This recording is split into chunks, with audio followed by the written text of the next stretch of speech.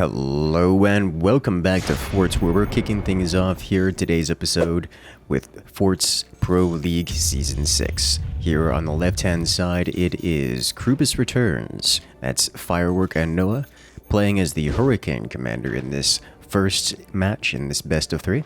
They're playing against their opponents on the right-hand side in the red Forts, Bombini Gusini. I think I'm going to enjoy that name a bit. For all of it. Alright, let's see. Here we have Overdrive on the right-hand side of the red team. This is going to be an interesting matchup, I think. Alexander here on the bottom right corner has made a big name for himself, or at least has shown a lot of promise. And they're facing off against Firework and Noah. Two players from a time long ago that have played Forts for very, very, very, very long periods of time. It's been many years, though not particularly active in the recent competitive scene, so I think we're going to see a pretty good match here. Now, it is worth noting that the commander choices lead towards some similar build orders in most cases, so I'm expecting this matchup to come down to about some heavy weapons play at around, I don't know, the 8-9 minute mark, and it's going to be decided, I imagine, on the skill expression around the firing of those weapons to see who gets an early lead and to see who can translate that lead into a long-term victory, as it were. It is worth noting that the differences in the commanders will make for a somewhat different strengths, aside from Firework just constantly harassing these turbines in particular. The difference in the commanders means that the Overdrive commander will have a bit stronger of an economy as the game goes on. We see an investment upgrade center for both players on the right-hand side, which is not a surprise given they are the Overdrive commander. But the Hurricane commander allows for faster build orders in general, as well as faster reload times during the commander active. So we can see a heavier reliance on early game weapons, or should I say heavier weapons that come out quicker than their opponents. And it's going to he found the spot. That sandbag should keep that core safe, but Alexander gets 30% knocked off of his core, which is a little bit embarrassing. Embarrassing is not the right word. Disappointing if you're Alexander. You hate to see it. But as I was saying, the faster build orders means that Krubus Returns will be able to get weapons out first, as we do see Noah already has a howitzer placed, and they'll be able to fire them more quickly. Now this is, of course, going to run up against the economic advantages that their opponents will be able to field, as well as just the general heavy weapon build orders that will be firing back upon them in short order. The real question then becomes, how do these players manage to mitigate said damage and defeat their opponent's attempts at mitigating that damage? I'm not seeing any missiles placed, so the Hurricane anti-air bonuses will not be in play here. The token EMP out of Firework is likely to not do much, I think mostly because the opponents have preemptively defended themselves from everything due to the AP Sniper and Firework's incessant use of it everywhere. Which I must say is very well done out of Firework here. The AP Sniper is a wonderful tool for just harassing your opponents, even if it's only mental damage. It's never only mental damage. It's sometimes only mental damage. If this thing could actually hit that for a second, I thought it was going to hit the skill gap and just slap something silly.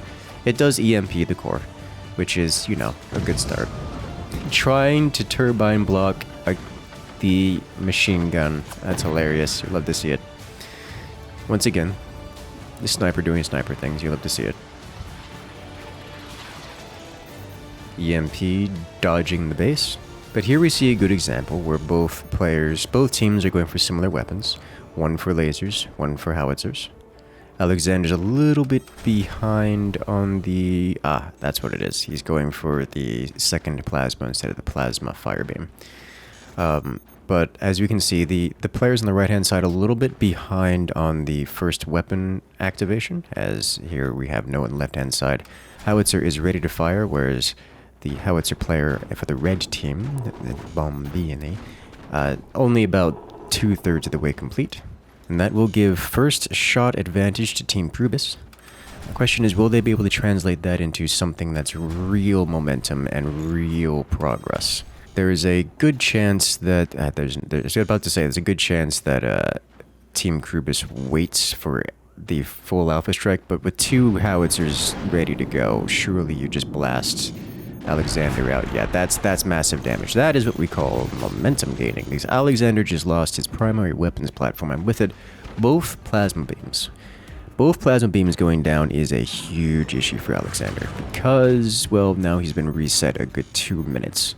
And that's going to leave Krubis returns, despite them having a resource disadvantage. It's going to leave them ahead in terms of weapon and firepower. That's going to let them continue to do things like this. It hits the skill gap with the fire beam, but that's not what you want to have happen. The fire beam passes through doing no damage. The plasma digs in, as does the howitzer shell, but digging in isn't enough to defeat that chunky amounts of armor. As here comes another howitzer. And energy shield online. Ooh, devastating.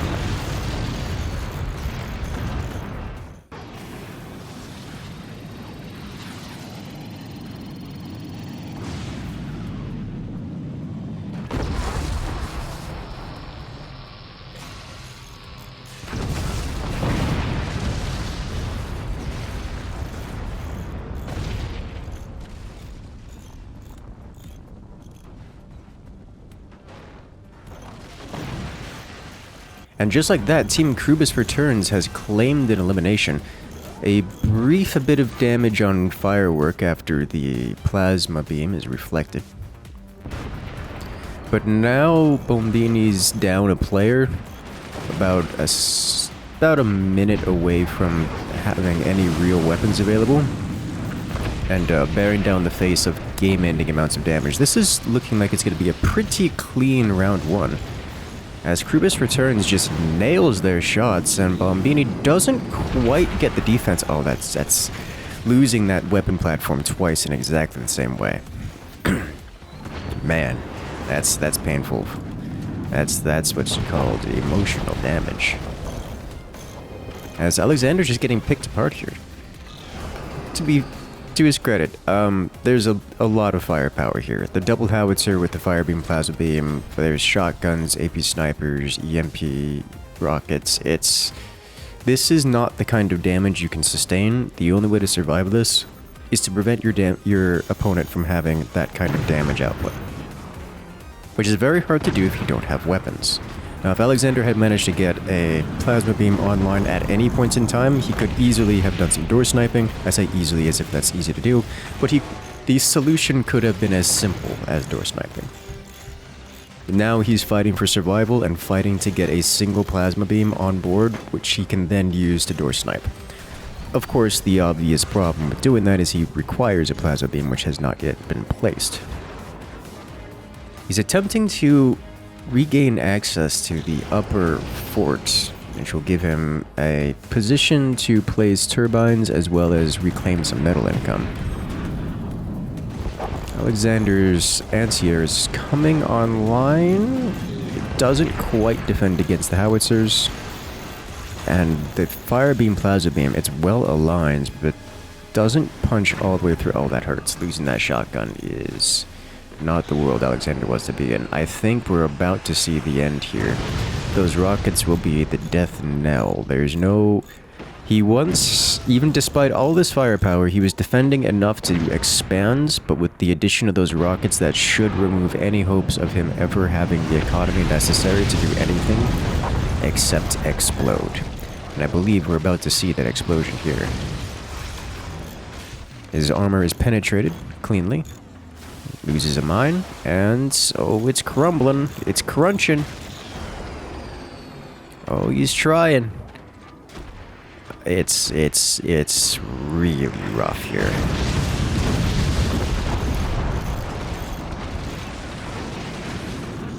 And there it is. Team Krubis Returns wins round 1 in this best of 3.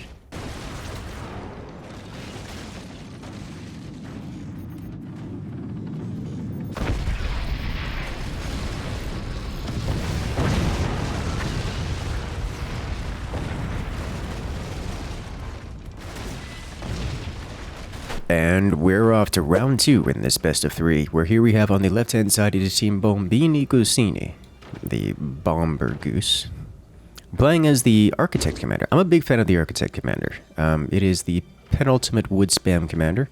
Also, it has some building construction bonuses, just global bonuses for everything during commander active ability, which is quite the good. Makes me happy.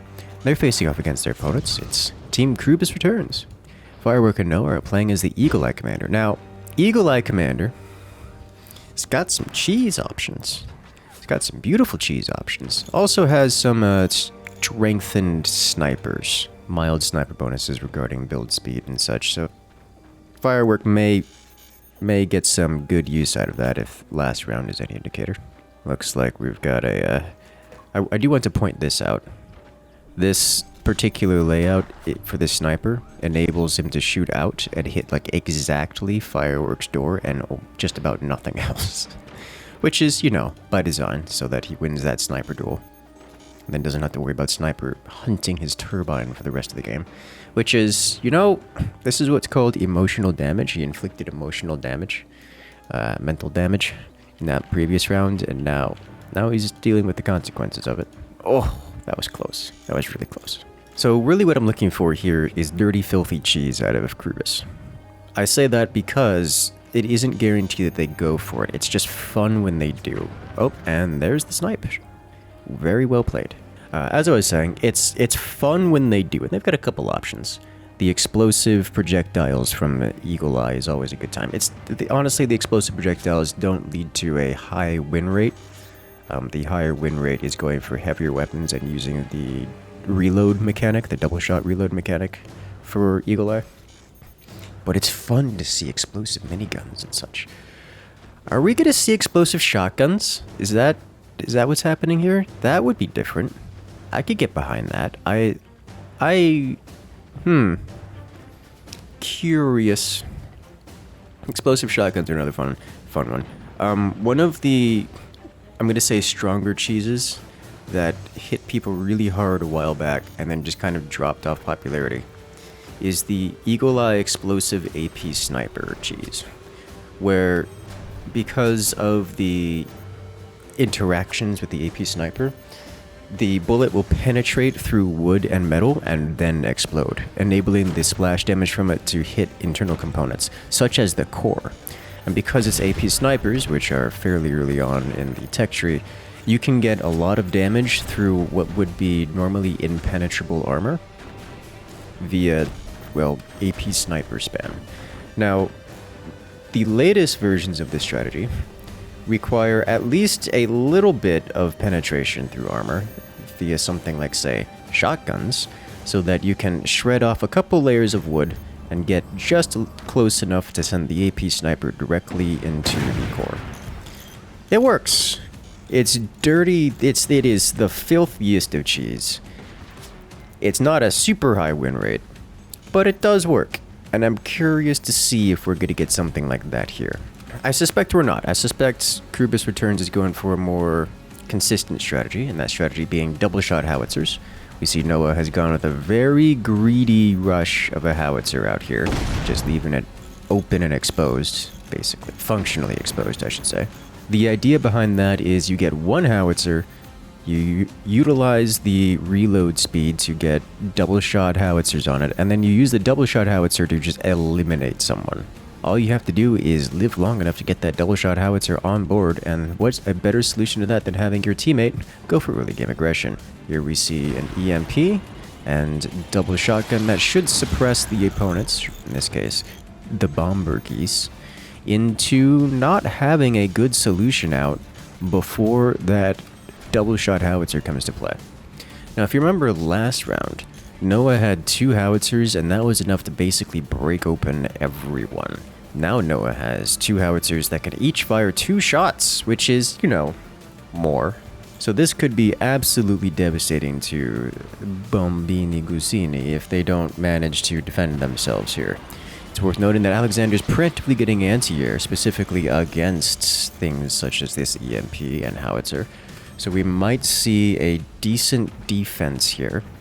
And also importantly, they're not quite so vulnerable. They're not so far behind their opponents as, well, Krubis isn't going for the Hurricane Rush. So they'll have a little bit more time and some better options here. Unfortunately for Team Bombini, one of their teammates has been more or less suppressed to the point where they've been unable to get weapons on board. Despite having floated 0 money, he still doesn't have a plasma. There's the plasma placed. Just now getting it placed. 0 floated metal and still. That's how much he's been suppressed here by the shotguns, the EMPs, and such. So, Bombini's not exactly at a good position, but they're better off this time than they were last time, I think is a good description to get understanding across. Now, here comes Noah with the double shot howitzer. Will Alexander be able to defend against this is the real question. EMP lands, the shotgun takes it out, and that's gonna leave the howitzer unable to deal lethal damage.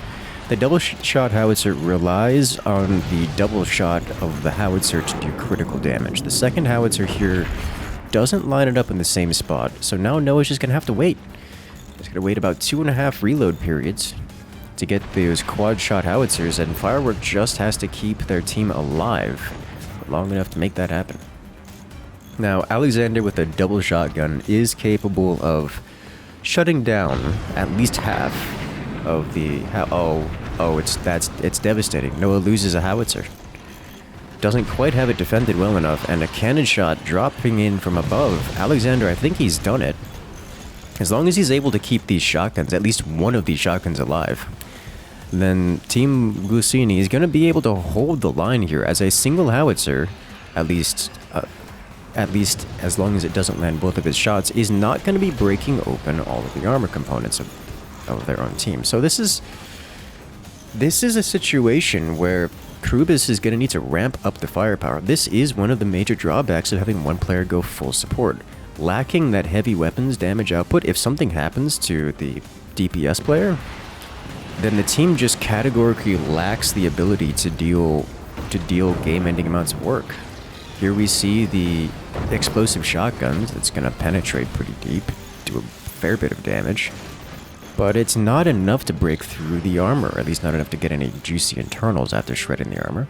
Noah now has the double shot howitzer ready to go, and he's firing it. There's too many shotguns on the board. Second shotgun takes it out. It's a clean defense. Bombini takes 0 damage. Oh, and there's no follow-up shots. That plasma's exposed, but it doesn't matter. Ooh, beautiful sniper shot. Alexander loses one of his shotguns, but he's just adding to his cannon stack, and now his cannons are ready to go once again. We're gonna see some more damage output here. Noah loses some turbines.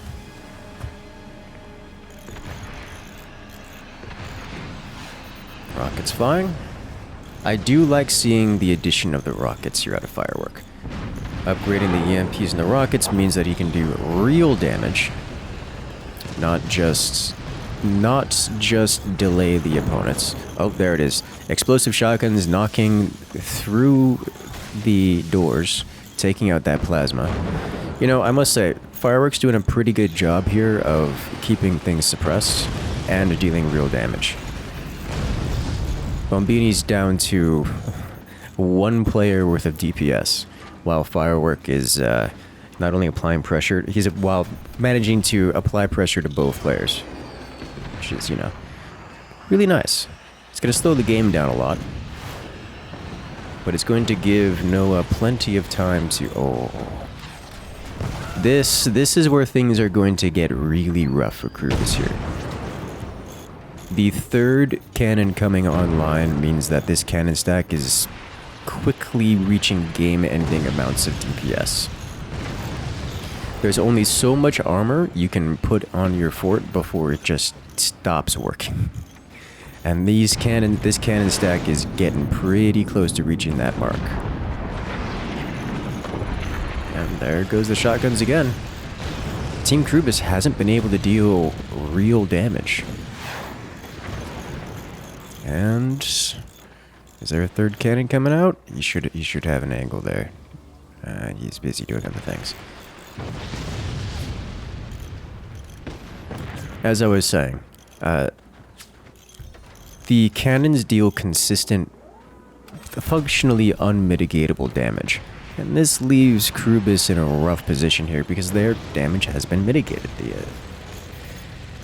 The actual game-ending amounts of damage, at least it's supposed to be from the howitzers, has just been unable to get those hits. And with those hits not landing due to Bombini's defenses, there's just nothing happening. And Fireworks is doing a good job of getting some damage dealt, but it's not enough. And the cannon smashes. Team Bombini has correctly recognized that Noah is the real threat here. He's the one capable of ending the game with the damage output. And so they're focusing on him, and they knock his core down to 73%. There's only so much armor he can slap on his fort.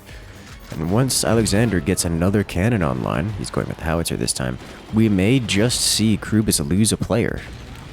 All Alexander has to do at this point is pick a target and blast. Oh, internal explosions, a little bit too much wobble on that fort, and Alexander takes massive damage. His core loses a whole 2%, and his fort loses most of its armor in the process. 3 more cannon shells splash across Noah's top, knocking him down to 60 nice percent, and taking out some of his juicy internals in the process. Explosive shotguns splashing all over the place, shredding armor, but there's not much left in the fort to destroy. Here comes the howitzer once again. Uh-oh. If those cannons can get that follow-up shot, this is the end for Noah. Oh. Oh, it's close. Oh, it's close. It's burning, but it holds. Oh, massive damage. Firework takes a huge swell of deformation from that cannon drop. Should I say howitzer drop? As Noah is struggling to get his defenses back on, he doesn't have the money for it, and his entire base crumbles.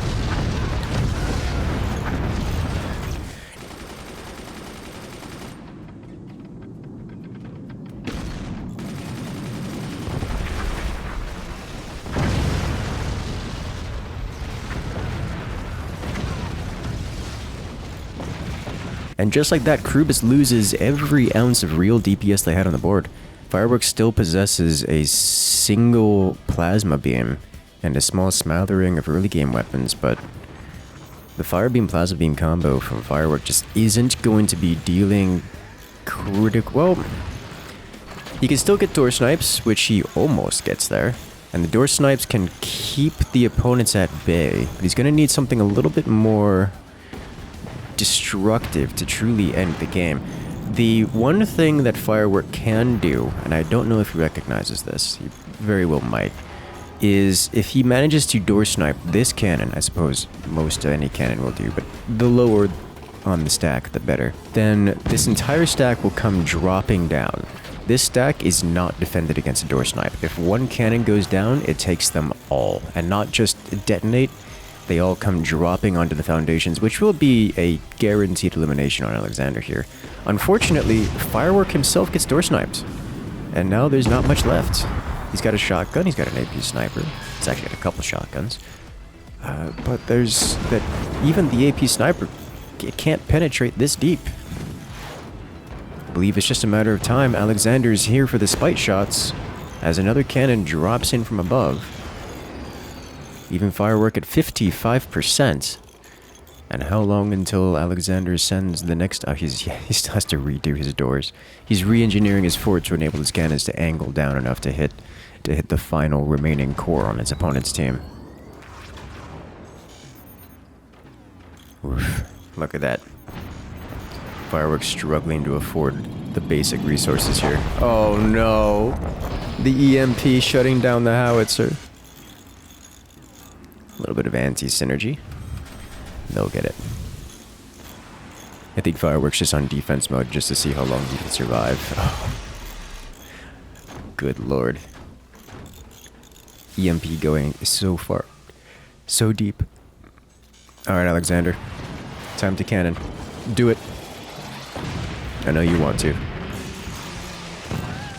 Directly to the core. Ooh. Firework almost sniping out that plasma beam with the shotguns. He was waiting for that. That's what he wanted. He wanted to take out that plasma beam right at the end. And I believe that was the only opportunity, and he didn't quite get it. So now we're about to see the end as Alexander sends the final rounds. Fireworks core is fully exposed, and here comes the howitzer. Swing and a miss, but the cannon doesn't. Team Bombini Guzzini wins round 2. We're going to the decider.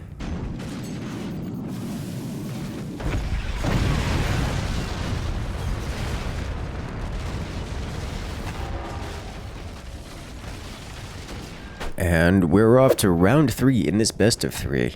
Krubis Returns is here on the left-hand side. They'll be playing as the Warthog Commander, which means lots of heavy weapons and lots of empowered goodness. Heavier weapons that hit heavier. You'll love to see it. Pretty simple. Pretty easy to understand. And Team Bombini Guzzini, well, they're going to have to deal with it because they're going with the Pinch Fist Commander. Pinch Fist Commander, you know it, you love it. Has had a little bit of a nerf. Right at the start of the season, but functionally it functionally works the same way. Still, they sell off their entire base for bonus economy at the start, which jump starts their tech tree and economic investments. Just getting them along the progression a little bit earlier. Once again, Firework dominating the sniper war. The sniper duels at the start, you'll love to see it. I do enjoy some good sniper play. It's worth noting that the triple turbine opener is only done in the Pinch Fist build order. That is to say, that is assuming that you're playing optimally. So Alexander displaying the triple turbines is a giveaway that they are the Pinch Fist Commander. This may come into play here in terms of scouting information for the teams. Typically, Pinch Fist is known for its super fast heavy weapons rushes. We'll see if they go for that or if they switch things up. I have seen a couple other plays for Pinch Fist. Most of it involves aggression. His kit is just designed for cheesy style aggression. I say cheesy, but cheesy is kind of the right word, but it's less deceptive than in your face. It's, I'm going to just attack you as quickly as physically possible, quickly as theoretically possible, and that's it, with very little behind it. Works pretty well. It's a solid strat. Fairly popular commander, decently high win rate. I think if I recall correctly, the win rate was up at like 57%, which is pretty balanced, all things considered.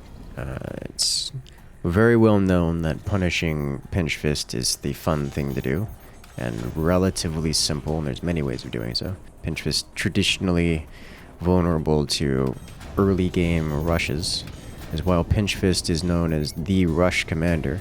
It does the heavy weapons rushes the best, whereas something like a rocket rush just kind of breaks Pinch Fist when he's at his most vulnerable. That, or if you get a particularly greedy player, something as simple as a single buzzsaw can end their whole career, or their presence in the match at least. On the other side, Krubis is, well, they're going for what I would say is a pretty standard build order for anything Warthog related. It's heavy weapons. I do appreciate that they're going for both cannons and lasers. The mix of the two techs really does help things out. Just having the variety messes up your opponents and their ability to defend things clearly. I will say this. Alexander managed to place his I think a better way to describe this. Noah managed to place a howitzer before either player of Team Bombini managed to place a heavy weapon, which is pretty impressive, given that Bombini is pinch fists and Krubis are not. This is mostly due to Noah skipping the upgrade sensor and any and all economic developments in order to reach these speeds. Whereas Bombini, in fact, developed the upgrade sensor and several flavors of economic upgrades before going for the heavy weapons. Which means Bombini's going for just nothing cheesy. They're not taking advantage of pinch fists' extra sharp timings and instead just playing standard. Just using pinch fists to say, hey, we can play standard and just get through the early game faster by virtue of pinch fists giving us that early game start. We're not going to take advantage of the timing attacks or any other extra timing related bonuses we get for having faster tech-up speeds. Should I say, build order progression speeds. I appreciate that. It's a not so cheesy pinch fist build. But it works. It's also, if they're permitted to survive, gonna leave them with an economic advantage and momentum in the game, or at least tends to lead to momentum in the game, because they get their boosts, or because they got their ecos so much earlier than Krubis. And Bombini's gonna end up, well, outscaling Krubis if Krubis permits them to survive. The question is, will Krubis be able to deal enough damage to make it worthwhile? It's worth noting that on this map, as is with any map where it's the vanilla hanging fort, the howitzer is just kind of the mainstay of weaponry because it is so grossly effective at shredding hanging bases. You build a howitzer, you shred the hanging base, and then they just don't have it anymore. And, well, both Noah and Alexander are in the hanging bases positions here, so we're going to see how that works out. Noah's going with the double howitzer with a 20 mil. I'm not sure if the 20 mil is meant to be a follow-up, or... Oh, he's actually aiming for the upper fort. Okay. Upper fort's a little bit more resilient against the howitzer. The 20 mil follow-up doesn't. And now we see Noah taking massive damage from Alexander's fire beam plasma beam. I'm a little surprised Noah didn't go down here. He desperately needs to get more defenses. Like, Noah's struggling for eco here. He's sacrificed a lot to get these howitzers online, and yeah, that's... Oh my god, he's alive. Never mind.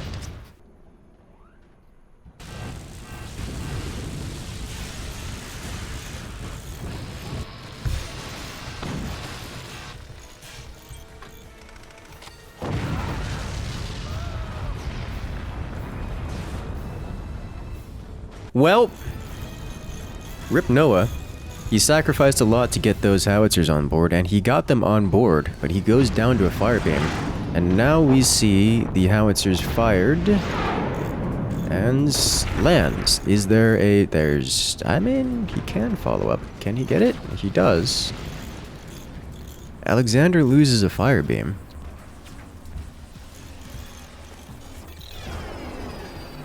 Firework keeping the howitzers after Noah's defeat is keeping Krubis in this game. Oh, that man's trying so hard for a door snipe. If Alexander took that door snipe, I think that would just be game winning. Bombini would win this game and this match and this series is like without further fight necessary. But Alexander misses the shot, and Firework's allowed to exist. Still, Firework actually struggling real hard for energy here. Partially due to heavy energy shield use, as well as, well, it's just got a lot of weapons that cost a lot of energy. Be almost tempted to remove some of these mines. It's worth noting that Firework doesn't have a lot of defenses in front of his core.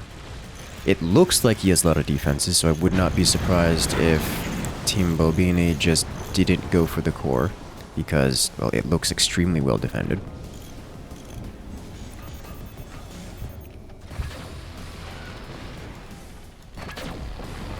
Ooh, but the mines go down. Now, this is one of those situations. where I understand that mines are... you can't go without mines. Losing those mines is a big loss. But also, it means he has a pretty notable... Mines cost energy to run. And if you don't have mines, you don't have to pay the energy upkeep for having mines. And if you don't have to pay the energy upkeep for having mines, then you can fire howitzers. If you had any. Yeah, so that wasn't particularly well defended. It was a fine defended situation, but against a heavier weapon like the howitzer, it literally disintegrated. So that's just how that went. And now Firework doesn't have really the bonus eco from Noah's defeated base. He doesn't have the weapons. All he's got is a plasma beam and a pair of fire beams, which can still win the game if he gets door snipes.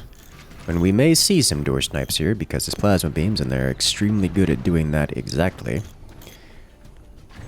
But that's a tall ask right now. And we'll see. He's literally sitting there with the doors open. He's keeping the doors open so he could immediately retaliate with door sniping power.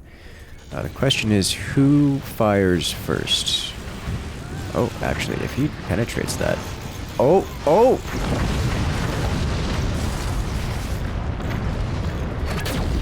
Got him!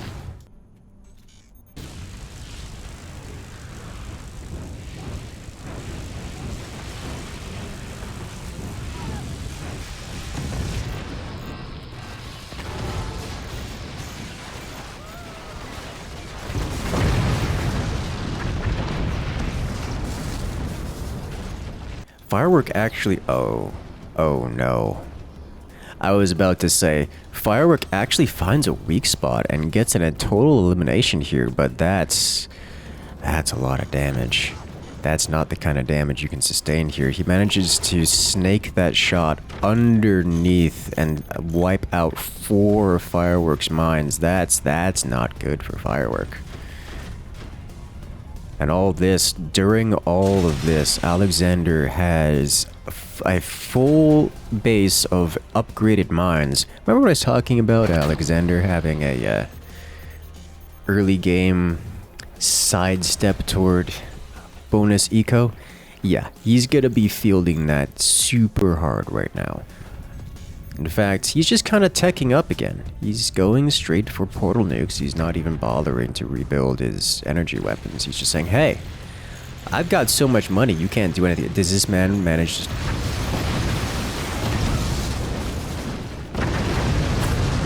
One of these days, I need to understand that my words eliminate people. Krubus Returns wins it.